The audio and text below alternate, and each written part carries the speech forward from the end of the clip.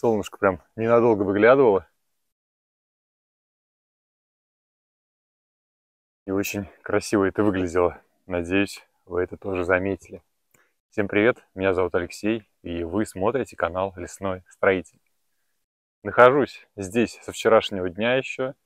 Проснулся в лесу. Милое дело. Затопил печь по новой, чтобы просушивать дом под землей. На улице плюс 15. По-настоящему осенняя погода. Тучи сгущаются. Возможно, даже сегодня будет дождь. Думаю, доделать. Пора бы беседку уже. Вчера заготовил бревна. Не стал этого снимать, потому что это никому не интересно. В общем, садитесь поудобнее. Желаю вам приятного просмотра. Погнали! Да, маслята вообще оборзели. Уже рядом с домом растут. Обалдеть. Сезон дождей.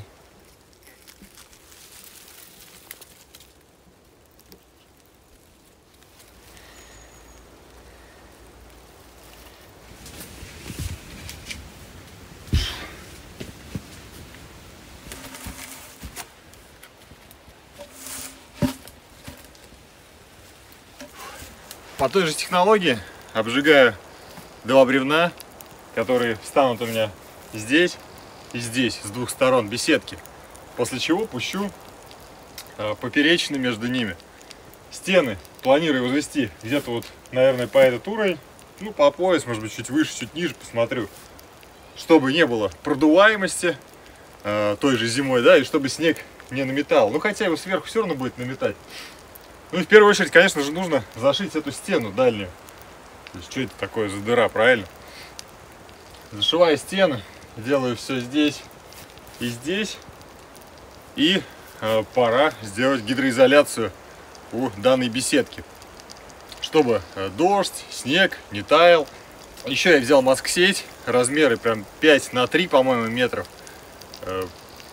Попробую затянуть, ну, насколько ее хватит. То есть это не для того, чтобы там сделать беседку секретной какой-то, да, там скрытной. Ну, это, в принципе, невозможно добиться. Ну, просто, чтобы она в глаза не бросалась издалека. То есть здесь везде трава, кустарник частый, там вообще дикие леса. Единственное, можно с реки зайти, да. Ну, соответственно, то есть с этой стороны я как-то и закрою. А уже если останется, то и туда пущу, на ту сторону. Лайфхак забыл рассказать. Наверняка вы в прошлом видео думали, как же я так легко забивал гвозди.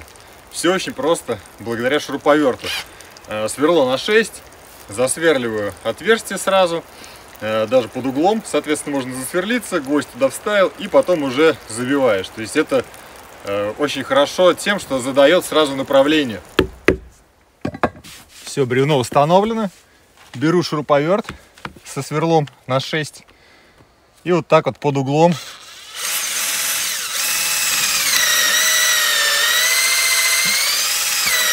его засверлил, сверло, вставляю гвоздик, и он уже, видите, он уже все, направление задано, и осталось просто его добить.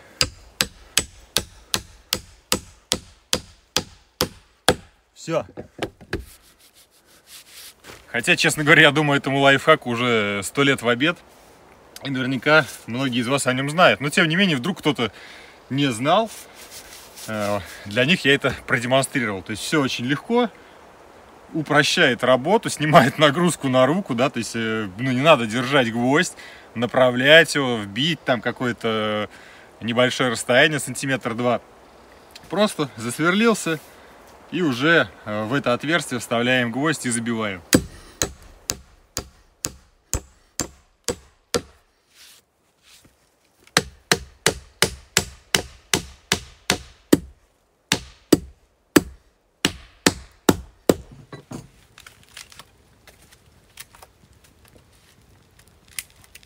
Так давно в Телеграме писал мне в личку подписчик один насчет вот таких вот скоб.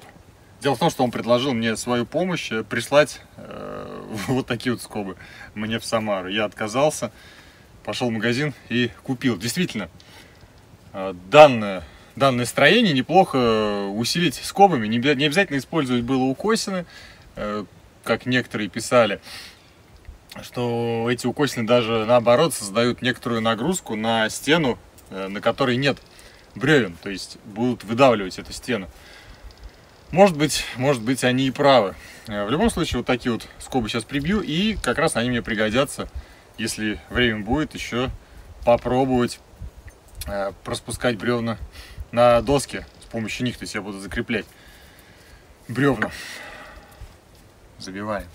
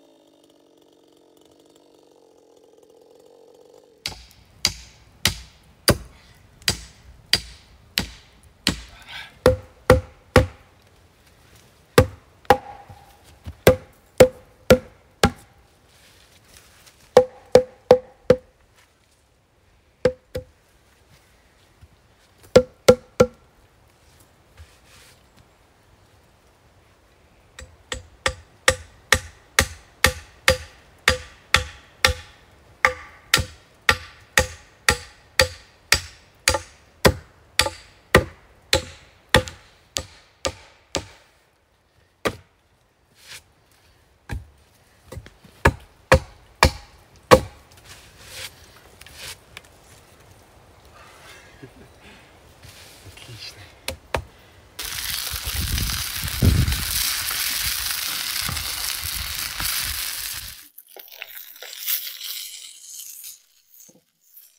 Лето, дачный сезон. Одни занимаются посадкой и сбором урожая, а другие приезжают поесть мясо. Но всех нас объединяет одно – возможность помыть машину в спокойной обстановке. И делать это намного приятнее с мойкой высокого давления. Вот такой вот у меня аппарат есть, Denzel R135. Мощность у него 1800 Вт, производительность 6 литров в минуту, а максимальное давление 135 бар. Помыть можно все что угодно, а не только автомобиль. Ковер у меня есть давнишний, и хочу его отвезти в дом под землей.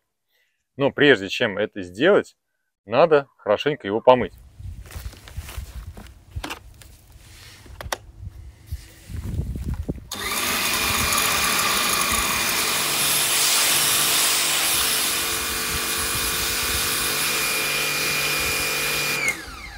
Много преимуществ у мойки Denzel, но я вам назову самые главные. Быстросъемные коннекторы, с помощью которых можно быстро подсоединить все элементы мойки. Опция блокировки рычага пистолета предотвращает случайный пуск подачи воды. А встроенный пеногенератор позволяет использовать моющие средства для очистки поверхностей. Мобильность. Длина шланга и сетевого кабеля составляет 5 метров, что позволяет свободно перемещаться по рабочей зоне. И самое главное, гарантия 3 года. Надежность моечной машины подтверждена производителем. Короче, ссылку на сайт я оставлю в описании под видео.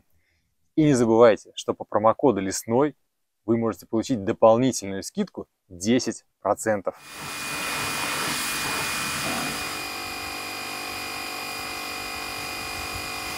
Утеплить между бревен джутом, пеной, мхом, сделать дверь какую-то спереди, и вот она, в принципе, баня, да, то есть целое строение размером где-то 2,5 на 3,20, вот так вот. Целая баня, действительно. Печку поставить, ее сбоку вывести, нормальную изоляцию сделать, теплоизоляцию, и все. И вот, пожалуйста, банька. Ну, посмотрим, почему бы, собственно, и нет. Как вы помните, я говорил, что незаконных строений не будет новых. Но, как вы понимаете, дом под землей — это не новое строение. То есть это расширение старых владений, скажем так. Поэтому сделаем баню в следующем году из этой беседки.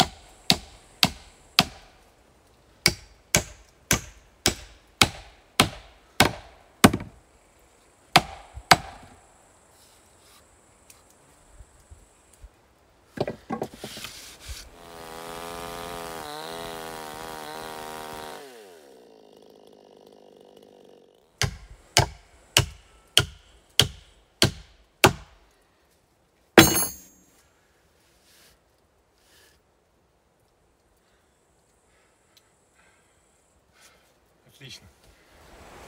Погода, конечно, отличная. Самое то, чтобы работать. Там плюс 16-17 градусов, но мне уже даже жарко. Последние там недели полторы, наверное, точно, если не две. Температура 20-19 тепла, то есть как такового лета уже в принципе нет. Погода уже ближе к осенней. Даже листья уже желтеют. В этом году что-то как-то какое-то такое короткое лето получилось. У нас обычно в Самаре оно затяжное, жаркое. Там чуть ли не до конца августа 25, плюс 30 даже. Ну, в июле там и до 40 доходит иногда. В сентябре 20-25. Ну, а в этом году что-то как-то раз, и лето и закончилось. Ну, вы знаете, я даже уже соскучился по осенним таким вот вылазкам.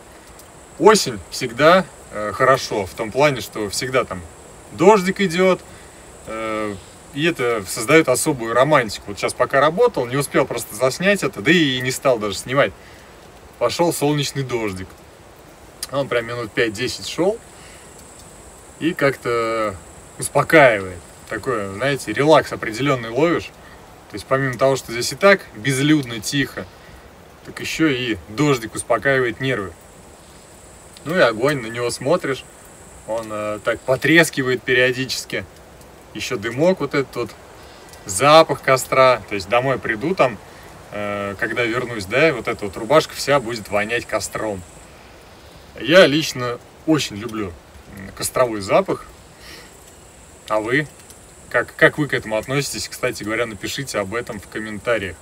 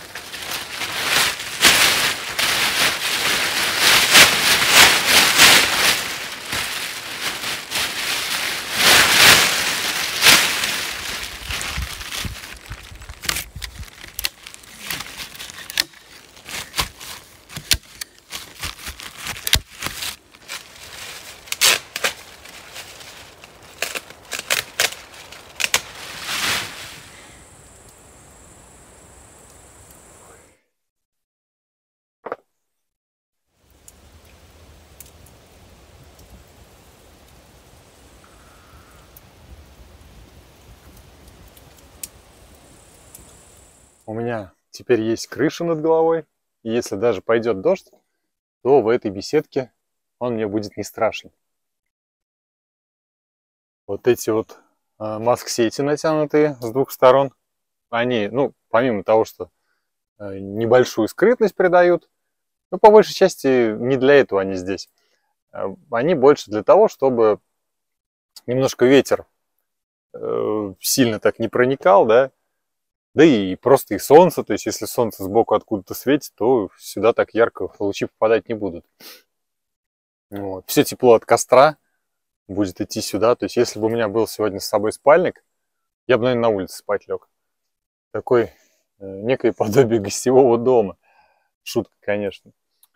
Сейчас мох пойду наберу на крышу, его постелю, положу, чтобы сверху тоже была такая, ну, чтобы крыша не выделялась на фоне всего леса, да.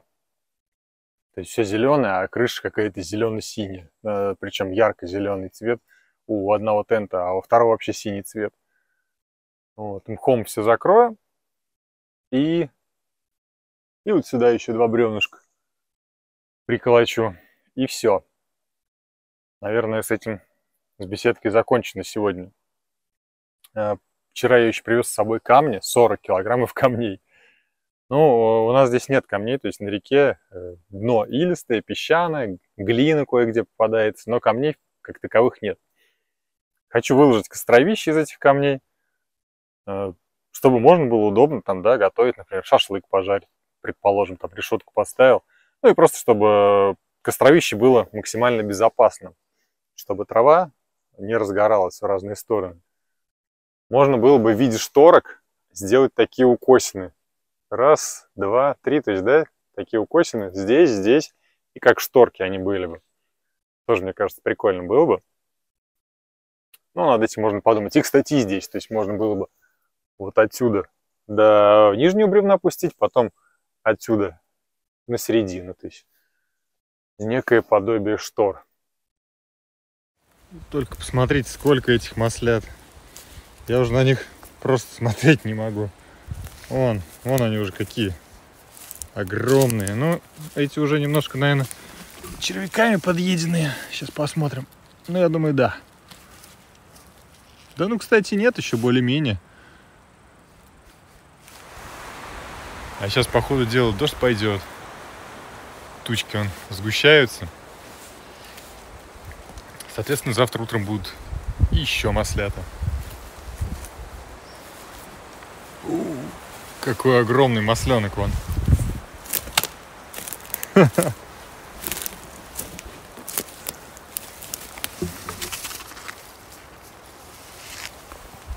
Просто лопух. О, с ладонь. Ой, пока дождь не пошел, надо быстрее мох набрать. Побежали.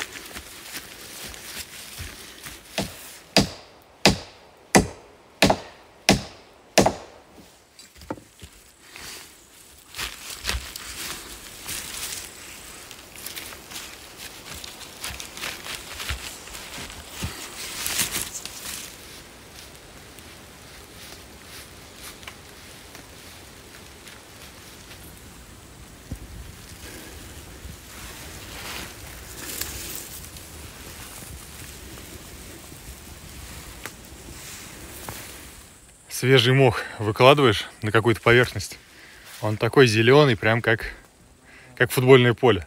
Напоминает мне о футболе, о футбольных матчах, о футбольных баталиях. Классно. Да, наверное, надо было положить песок и потом уже сверху, ну или грунт, да, почву какую-нибудь там, землю, и уже потом выкладывать мох, чтобы он прижился. Но с другой стороны, пофигу.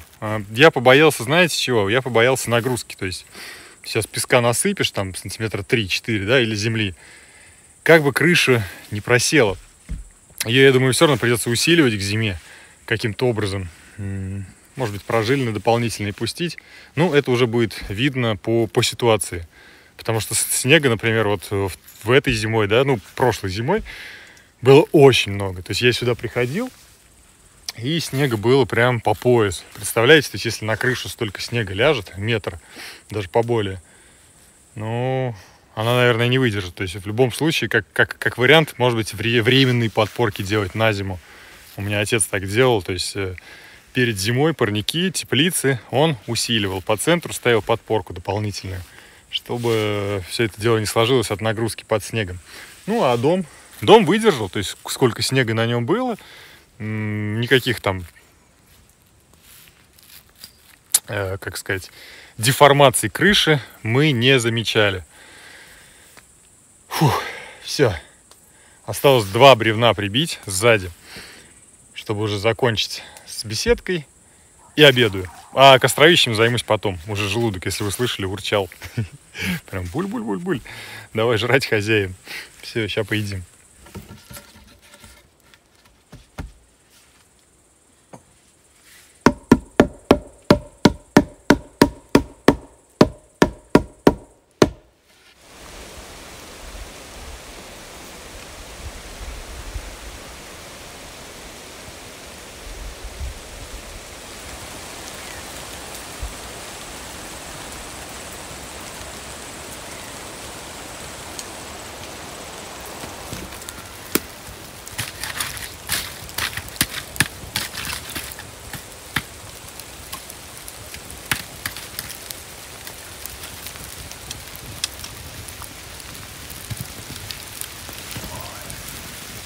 Время 5:30.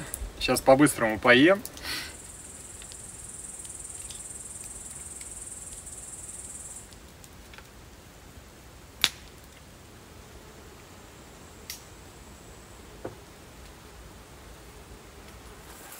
Раз, 2, 3, 4, 5. О, штук 6-7, наверное, наберется. О, смотрите, какой материал-то хороший, добротный. Тут и действительно баню можно было бы, избушку даже сварганить. Мы, кстати, думали о том, чтобы здесь построить избушку, такую гостевую. Но материала просто нету. А вот если бы этот сухостой весь попадал, то материал бы был. То есть вот это дерево, все, оно уже погибло. Да и те 3 тоже. 1, 2, 3, 4 уже, да? Вон там еще 5-е, вон. Вон она, 5-е. Но такие деревья пилить нельзя, к сожалению. Потому что это не является валежником. А жаль. Да, согласитесь. Но, может быть, какой-нибудь штормовой ветер сюда придет и завалит их с корнем вместе. Было бы шикарно.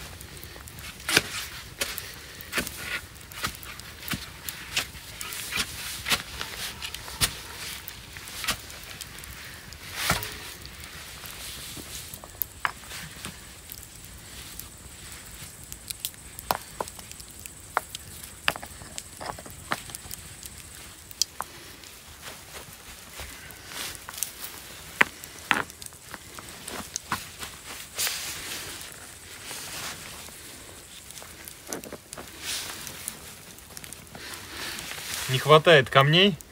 Еще бы коробку, конечно, можно было бы выложить вот так вокруг. И не хватает глины. Сейчас прям сразу бы на глину скрепил бы их все. И было бы вот так. Ну, а в принципе в дальнейшем, если захочется сделать реально дакотский очаг, чтобы был приток воздуха, можно будет прокопать траншею, наверное, в ту сторону, да, туда ближе. Вот здесь вырыть и трубу закопать, чтобы был приток воздуха, поддувало такое своеобразное.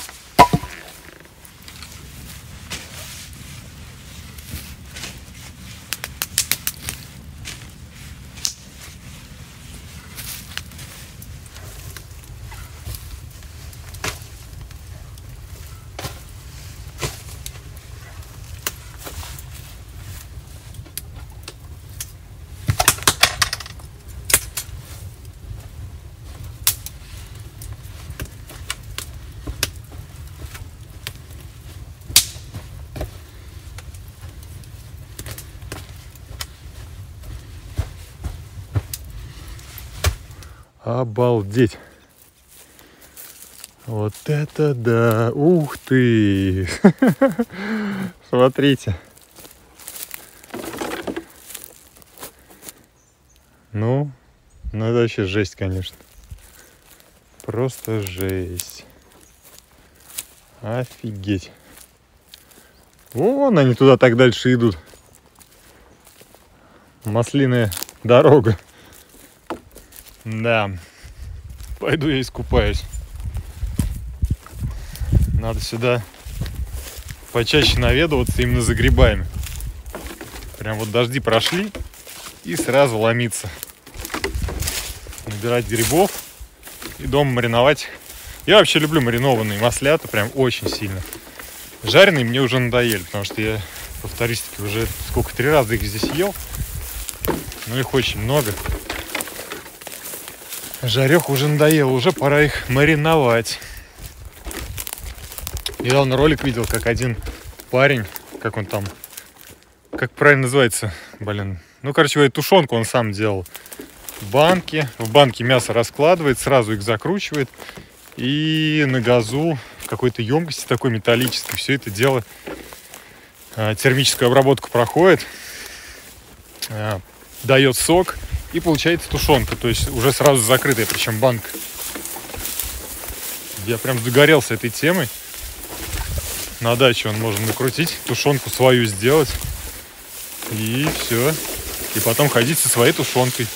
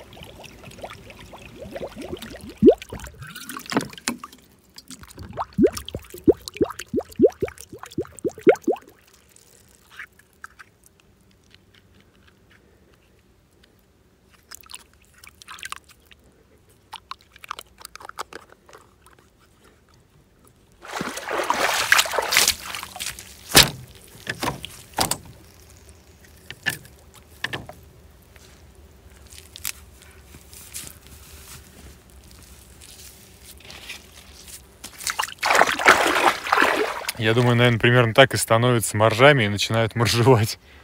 Хочется просто искупаться, всю грязь с себя смыть. Но вода, конечно, конкретно такая холодная.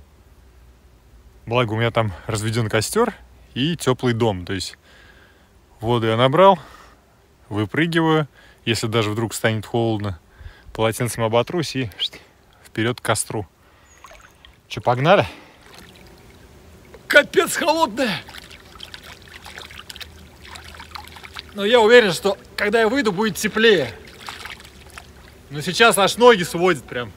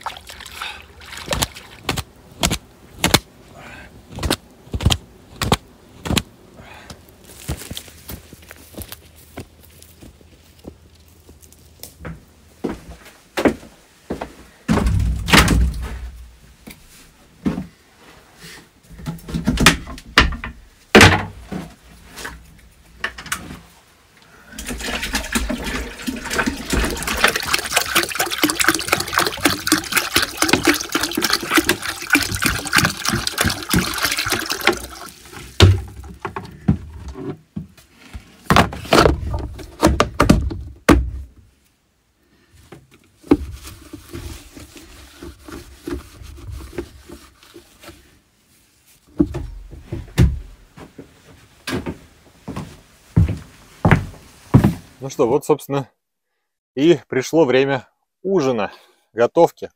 Сегодня у меня максимально простое блюдо. По-моему, проще вообще еще никогда не было на канале. Проще было вообще отсутствие еды. Вот.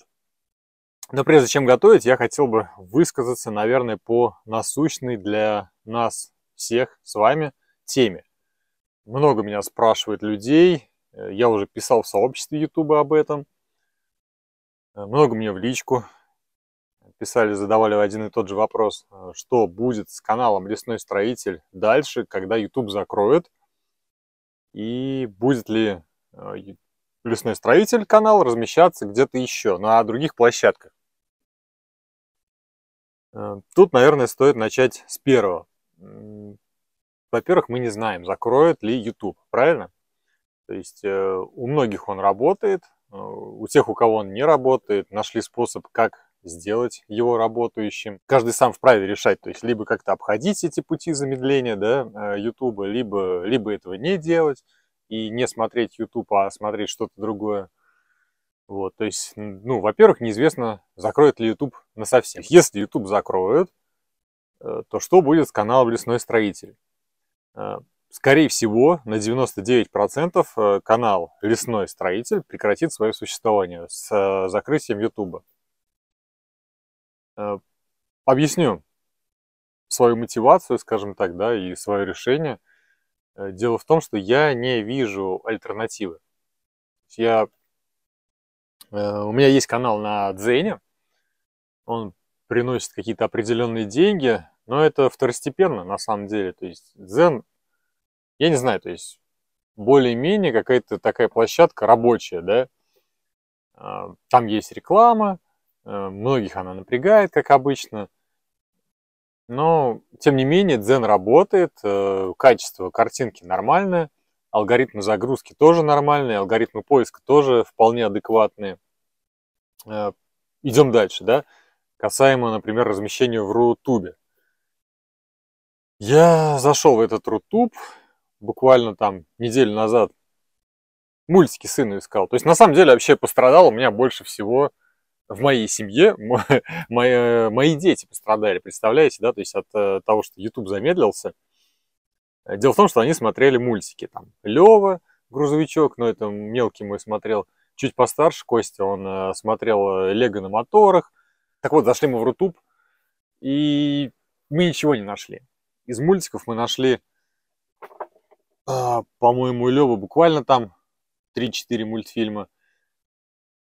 Лего на моторах я не нашел вообще. То есть он там, в принципе, отсутствует как класс. Сам по себе поиск тоже мне не понравился. То есть я включил какое-то видео посмотреть, ну, касаемо бушкрафта, да, предположим. И как это видео закончилось, мне там воткнули вообще совершенно другое. То есть, ну, то ли что-то политическое, то ли что-то музыкальное, я уж не помню. Ну, то есть, ну, никак не касающееся тематики того, ну, что я смотрел. То есть, ну, это какой-то абсурд. Ну, как бы, если вы слушаете Алену Лапину, условно говоря, то вы ожидаете в конце ее песни следующий клип увидеть тоже с Аленой Апиной. Ну, условно говоря, либо там клип из 90-х, но никак не группа Ленинград, да? Ехай. Ну, вы знаете эту песню, да? То есть алгоритмы мне не понравились совершенно, и я не вижу смысла размещаться там. То есть категорически нет. Пока он не станет нормальной площадкой. Это сугубо мое личное мнение, и я основываюсь только на своем опыте.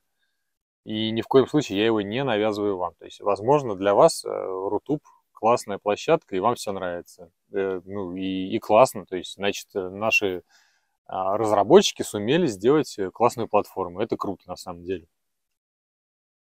Вот ВК, да? ВК, кстати, мне понравилось. То есть, на удивление, я зашел в ВК, скачал на телевизор себе, и мне очень понравилась площадка. И алгоритмы работают довольно-таки неплохо. То есть, если кто-то вдруг захочет размещаться, то, на мой взгляд, стоит обратить внимание на ВК. ВК-видео, если быть точным. То есть, мне кажется, за этим сервисом есть перспективы, есть будущее. Хотя ВК мне понравилось, но я не хочу. То есть, изначально я приходил в YouTube, и когда YouTube закроет, я уйду из YouTube. Ну а что я сегодня буду готовить? А готовить я сегодня хочу овощи. Овощи это лук, перец красный, перец зеленый, что там я еще взял, баклажан и 2 помидора. То есть я это все сейчас нарежу, перемешаю, добавлю вот такую вот приправу прикольную, итальянские травы. Полчасика там это все полежит, пропитается, и выложу просто на решетку, как шашлык. И, соответственно, вместо мяса у меня будет бекон на решетку, и я думаю, как раз-таки овощи я на бекон положу и буду переворачивать, и овощи будут пропитываться соком, текущим с бекона. Предлагаю вам взять что-нибудь вкусненькое и вместе со мной давайте поедим что-нибудь вкусненькое.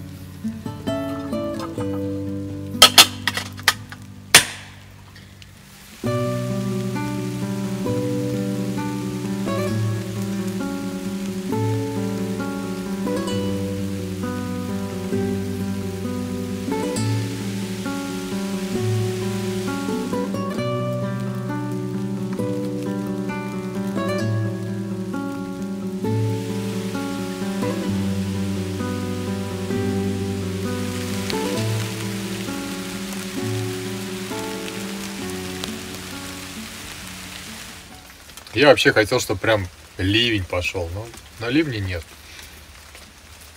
Просто такой мелкий дождик моросит.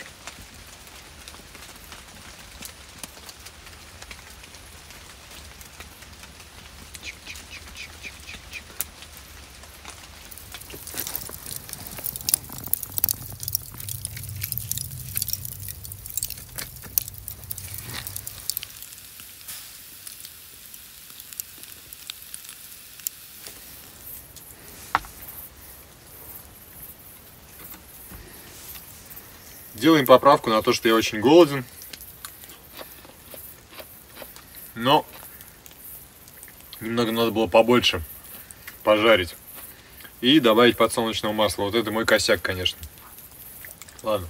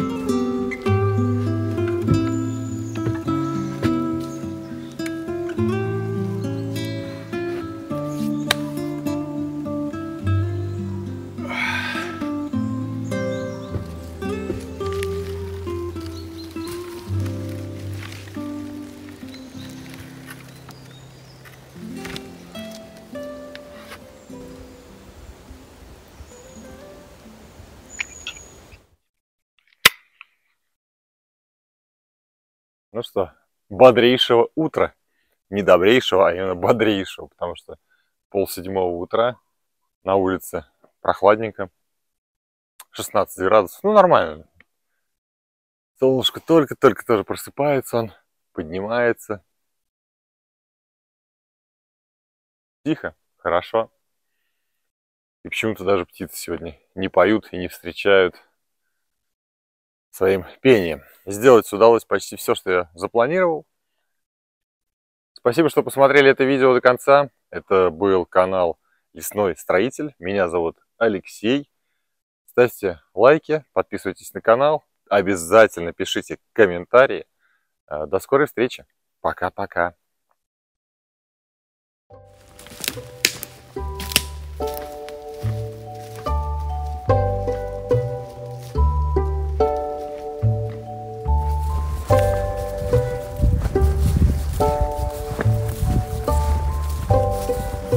Один насчет вот таких вот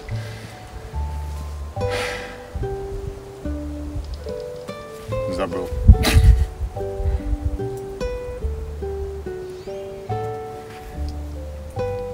Насчет вот таких вот скоб.